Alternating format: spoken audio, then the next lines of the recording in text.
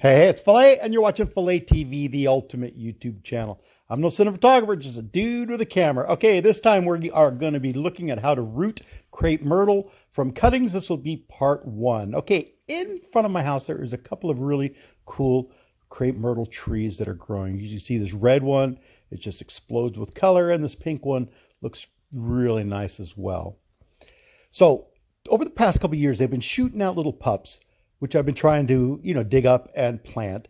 And there's also has lots of shoots coming out of the bigger tree, which I have showed you how I have air layered them. And here's one of those trees right now as it over winter time has lost all its leaves and is just kind of chilling. But anyways, it's quite successful. But since I have to cut down part of this tree this weekend, I figured I would take a couple more cuttings. So let's take a look at what this looks like during the springtime. As you can see, it's in beautiful colors. And now let's take a look at it in the winter.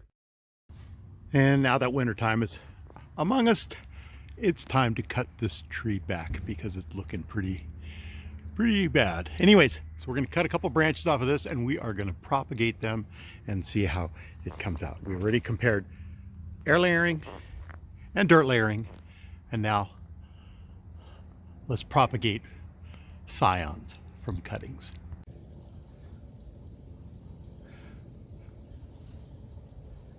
Okay, this is what I've got going on here. This is the branch that came off. What I'm doing is I'm cutting myself some little scions. I know it's the tail end of the season. The crepe myrtles are dying off, dropping seeds, and getting ready to lose all their leaves. So this is a perfect opportunity while they go into dormancy. I'm just going to put a bunch of these sticks in my pots back here and get these to propagate.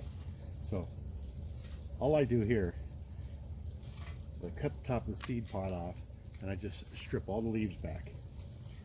And some of these thicker ones I don't have as much luck with, but I'm still going to try them. So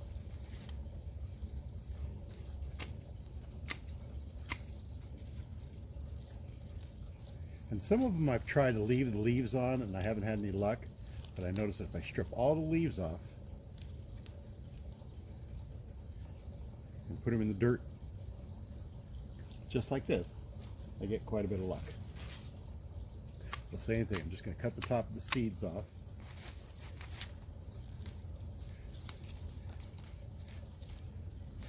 And see, by scraping the leaves off, you're actually adding injury to it. You can see underneath there's going to be a lot of the nodes are going to start.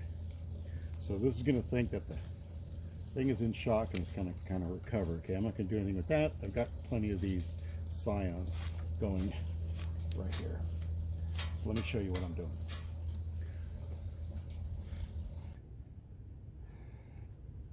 Okay, this pot is sitting back here behind one of my orange trees, and I have a little Japanese maple that's been chopped off here and growing.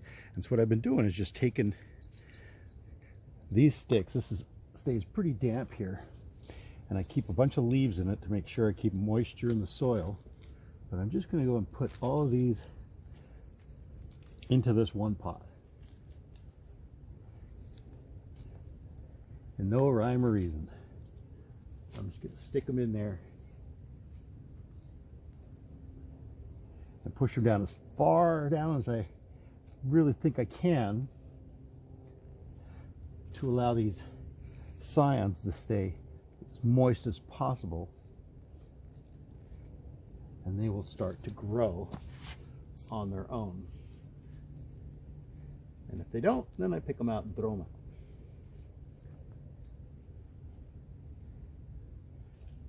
So I'm going to put these in here and give these a few weeks. You'll start seeing growth going on. And here's another look of just all the fresh little broken branches I put in there, little scions. We're going to see how many of these can also root. Okay, here is a look after just a few weeks.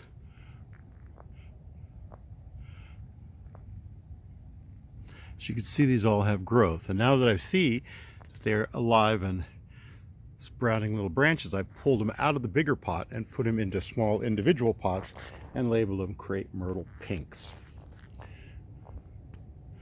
And these are doing quite nice.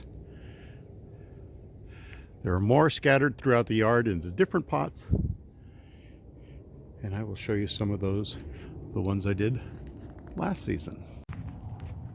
Okay, this is kind of cool because look, there's a couple of little guys growing here, and you can see I threw a bunch of sticks in here, and they also started to sprout. And there's one last one in between these two yuccas that are growing by the window, and you can see it's just a stick,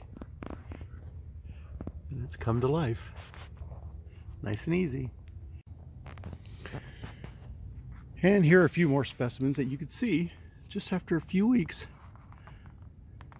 They're starting to show signs of growth. This was one from earlier that was a root cutting. It kept popping up and dying off.